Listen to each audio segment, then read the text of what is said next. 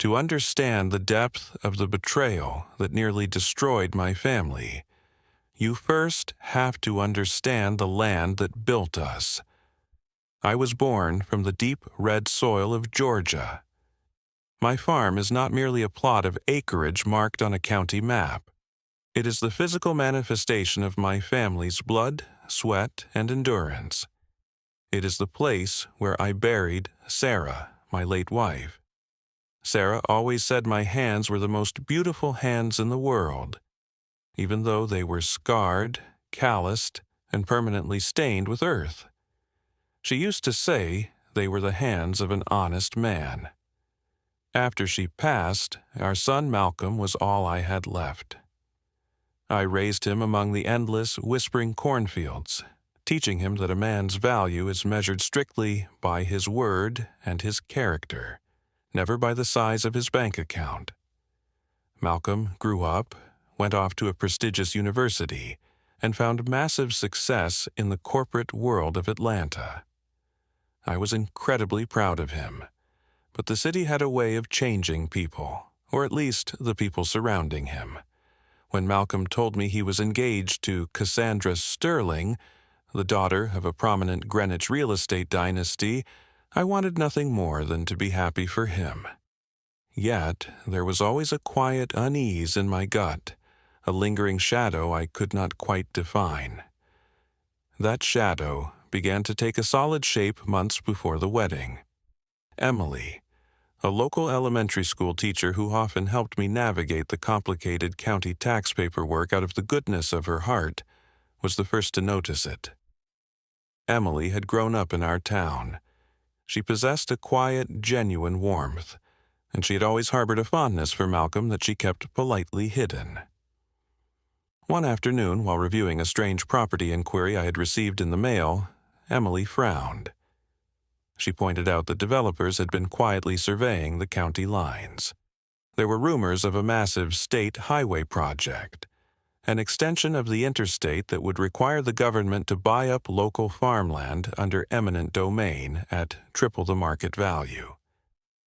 I brushed it off at the time. I was a farmer, not a speculator. My mind was focused entirely on my son's upcoming marriage. The first time I met the Sterling family was at their sprawling stone mansion in Greenwich, Connecticut. It was the kind of palatial estate where the cold seemed to seep directly out of the marble walls. Wallace Sterling, Cassandra's father, shook my hand with a careless, slippery grip. His eyes assessed me not as a future family member, but the way a pawnshop broker looks at a tarnished piece of silver. Deborah, his wife, stood beside him, glittering in diamonds, her smile never once reaching her eyes. During dinner, Wallace poured me a glass of scotch that likely cost more than my first tractor and casually steered the conversation toward my property. He asked highly specific questions about deed structures, zoning laws, and the exact acreage my ancestors had left me.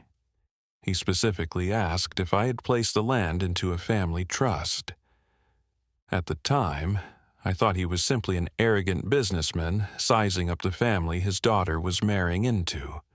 I answered honestly, telling him the land was fully in my name.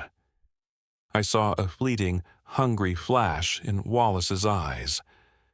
Cassandra, meanwhile, played the role of the doting fiancée perfectly, holding Malcolm's arm and promising she would treat the farm like her second home. I should have recognized the venom behind her sweet words. The true nature of the snake was finally revealed on a rainy Friday evening at the St. Regis Hotel in Atlanta, where the Sterlings were hosting an opulent engagement party.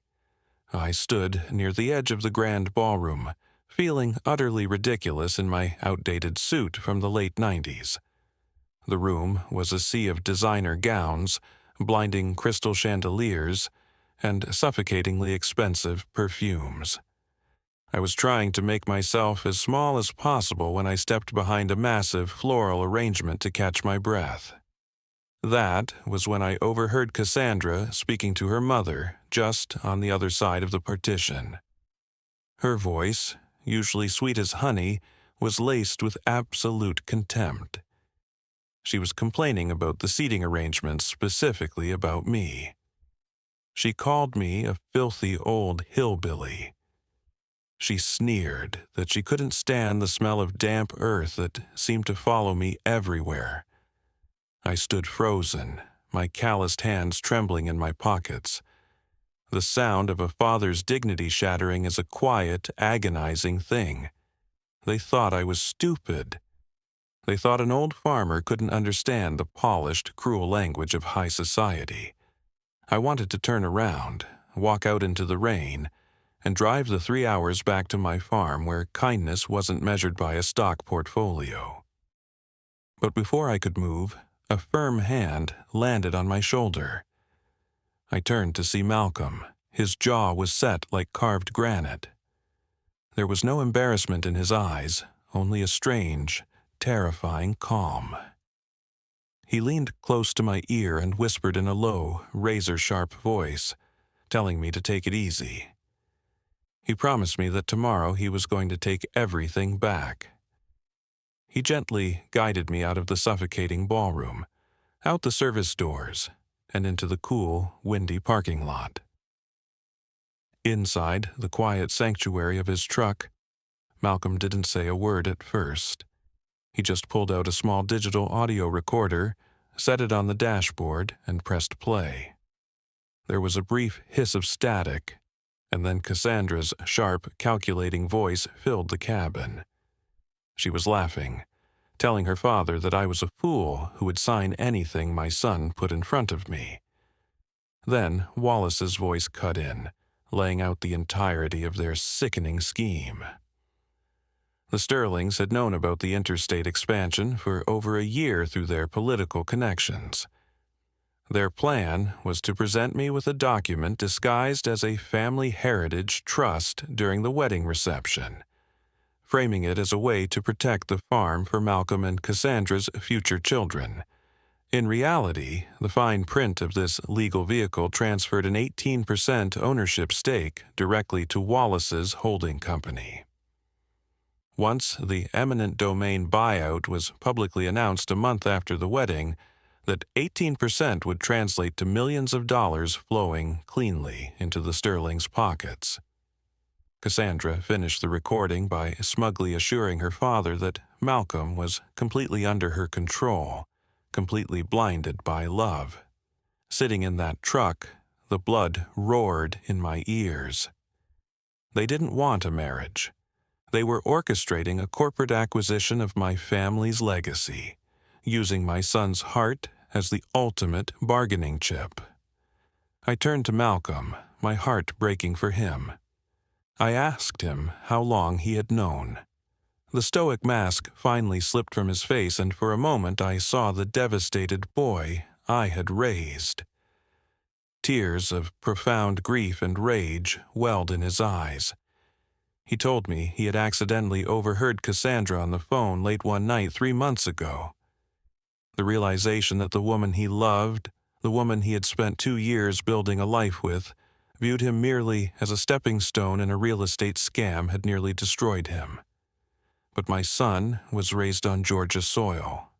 He knew that when a storm tears down your roof, you don't just sit in the rain and cry. You gather your tools and you build something stronger. Malcolm hadn't just been quietly enduring the betrayal. He had gone on the offensive. He used his corporate access to hire private investigators. He had planted hidden listening devices in Cassandra's apartment and Wallace's home office.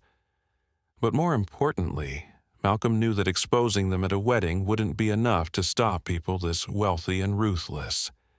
If he just dumped Cassandra, Wallace would simply find another victim. We needed to destroy the Sterlings' ability to ever hurt anyone again. The next morning, instead of preparing for the wedding rehearsal, Malcolm and I drove to a crumbling apartment complex on the outskirts of Savannah. We were there to meet a woman named Candace White. Candace looked exhausted, her thin face lined with the deep stress of poverty. 10 years ago, she had owned a beautiful stretch of coastal farmland.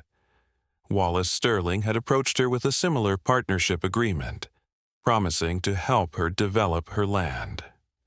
Through a maze of hidden clauses, forged addendums, and aggressive litigation, Wallace had legally stolen her property and bankrupted her in the process.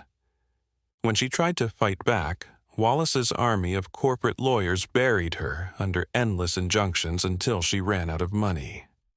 Sitting at her tiny kitchen table, Candace wept as Malcolm played the recordings of Wallace detailing his exact methods. For the first time in a decade, she wasn't crazy, she wasn't alone. Over the next 2 weeks, Malcolm and I worked in absolute secrecy. We didn't just gather audio clips, we built a coalition. With Emily's help, we combed through county records and tracked down 4 other farming families who had been legally gutted by the Sterling's holding company. Malcolm then took this mountain of evidence to Philip Wells, a fiercely uncompromising state prosecutor known as the Iron Arm of the law. Wells listened to the tapes, reviewed the forged land deeds, and looked at the devastated farmers sitting in his office. He told us we had the makings of a massive federal racketeering and wire fraud case. But to make it completely airtight, to ensure Wallace couldn't wriggle out of it on a technicality, we needed to catch him in the act of executing the fraud. We needed the wedding to happen.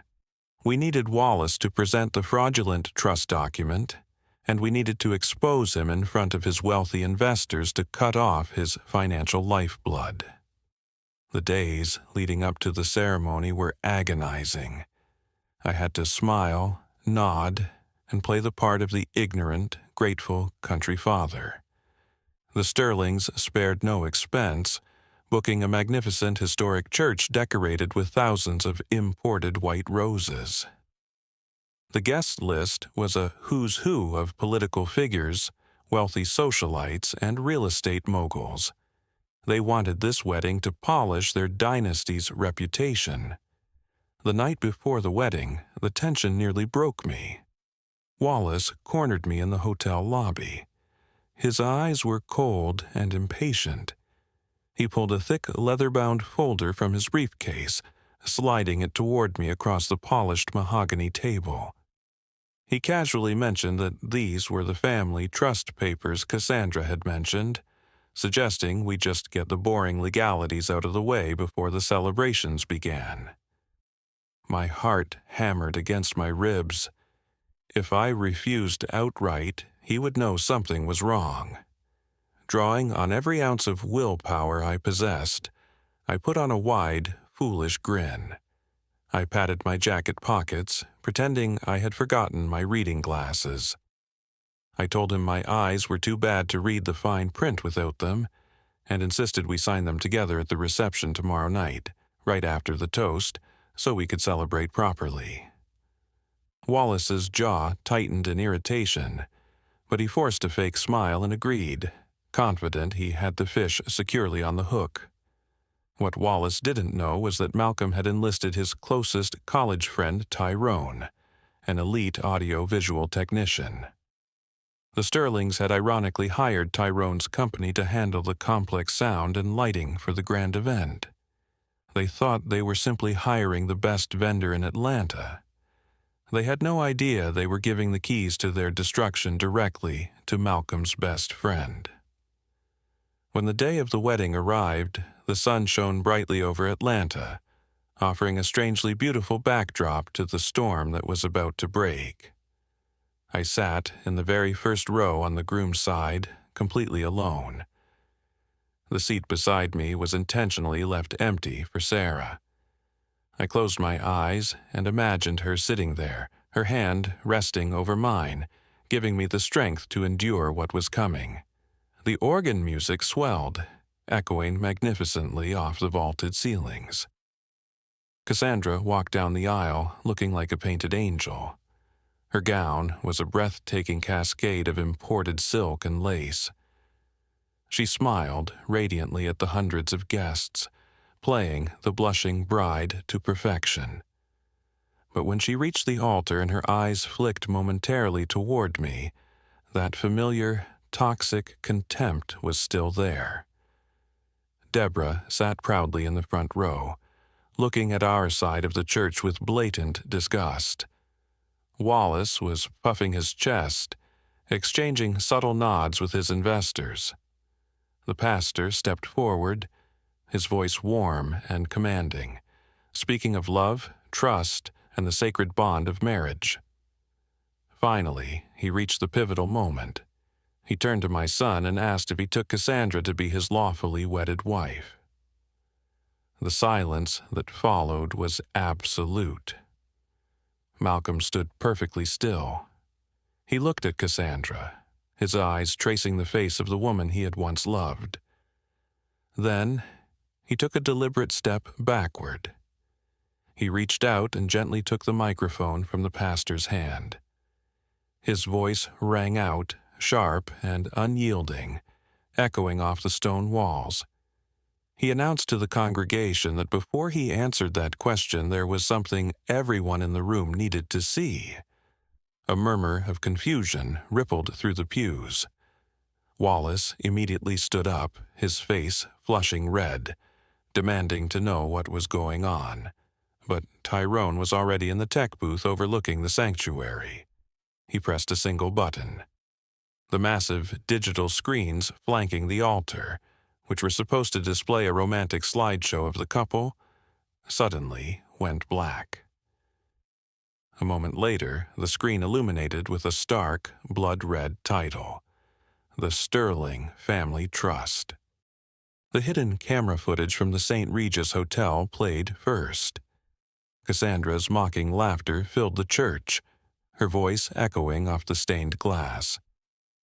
The guests heard her call me a filthy old man who wouldn't even realize he was losing his land. The color drained from Cassandra's face entirely. The massive, expensive bouquet of white roses slipped from her trembling hands, scattering across the marble floor. Then, the audio of Wallace detailing the 18% highway scheme played, complete with a visual graphic tracing the exact financial route of the stolen money. The murmurs in the crowd morphed into gasps of horror. But the presentation didn't stop there. Malcolm and Tyrone had meticulously woven in the interviews with Candace White and the other ruined farmers. The screens displayed the forged signatures, the manipulated deeds, and the ruthless legal threats Wallace had used to destroy innocent lives. Chaos erupted. The elegantly dressed guests jumped to their feet. The investors Wallace had spent years cultivating began backing away from the pews, horrified by the sudden toxic exposure. Deborah screamed, clutching her chest as her aristocratic facade completely dissolved. Wallace, driven by sheer panic and rage, charged up the aisle toward the tech booth, screaming at the top of his lungs for someone to cut the power. But Tyrone had locked the system down. The truth continued to broadcast, inescapable and absolute. Cassandra collapsed to her knees, her heavy silk gown pooling around her like a deflated parachute. She crawled toward Malcolm, tears streaming down her ruined makeup, begging him to listen, claiming she was forced into it by her father. But Malcolm just looked down at her with a chilling emptiness. He told her she had never loved him. She had only ever loved the 18%. Wallace turned back to the altar, pointing a shaking, furious finger at Malcolm. He roared that his lawyers would bury us, that a few illegal audio tapes wouldn't hold up in court, and that he would bankrupt my family for this humiliation. That was when Philip Wells stood up from the back row. He hadn't come as a guest. He calmly walked down the center aisle, the heavy doors of the church swinging open behind him to reveal a dozen state troopers waiting in the vestibule. Wells looked directly at Wallace, his voice calm but possessing the weight of an anvil. He informed Wallace that the tapes were only the beginning. He explained that a grand jury had already reviewed the testimonies of 5 different families, and that an arrest warrant for conspiracy wire fraud, and grand larceny had been signed a judge that very morning. The sound of steel handcuffs clicking around Wallace Sterling's wrists was the loudest noise I had ever heard. It was the sound of an empire shattering. The police escorted the entire family out of the church. Cassandra was practically dragged down the aisle she had just walked up, her pristine dress snagging on the pews, stained by the crushed flowers on the floor. The journalists outside, who had gathered to photograph a high-society wedding, were suddenly feeding on the greatest corporate scandal the state had seen in a decade. But the Sterlings did not go down quietly. The ensuing legal battle was brutal. Wallace hired a team of ruthless defense attorneys who tried everything to suppress the recordings and intimidate the witnesses. They tried to claim Malcolm had entrapped them, but they severely underestimated the strength of the coalition we had built. Candace White took the stand. The other farmers took the stand. They told their stories with heartbreaking dignity, presenting the paper trails that Emily and Malcolm had painstakingly organized. Because Wallace had physically handed me the fraudulent trust document in the hotel lobby the night before the wedding, intending to execute the fraud across the state lines, the federal prosecutors had everything they needed. I sat in the courtroom on the day of the sentencing. Wallace Sterling was a shell of a man. His hair had gone completely white, and his arrogant posture had crumbled. Deborah wept softly, stripped of her diamonds and her pride. Cassandra sat staring blankly at the wooden table, her future as a wealthy socialite permanently erased. The judge's gavel struck like thunder. Wallace was sentenced to 12 years in federal prison without the possibility of early parole. Deborah received 8 years as an active accomplice. Cassandra, for her role in orchestrating the deep romantic deception to facilitate the theft, was sentenced to 10 years. Furthermore, the judge ordered the liquidation of the Sterling Holding Company. Their Greenwich mansion, their luxury cars, and their offshore accounts were seized to pay full restitution to Candace and the other families they had destroyed. When we walked out of the courthouse that afternoon, the Georgia air tasted incredibly sweet. Justice had not come easily, and it had not come cheaply. It was paid for with Malcolm's broken heart and months of agonizing stress. But as I looked at my son, I saw a man who had walked through the fire and emerged with his soul entirely intact. Malcolm never returned to his corporate job in the city. The betrayal had shifted something deep inside him, realigning his priorities back to the soil that had raised him. The state's highway project eventually moved forward, but because we held the clean deed to our land, the government compensated us fairly for the small strip of acreage they required. We didn't sell the farm.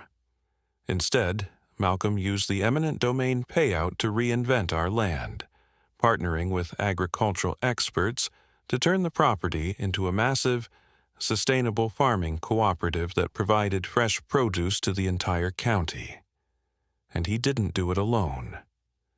Emily, the quiet teacher who had first warned us about the developers, began spending more time at the farm.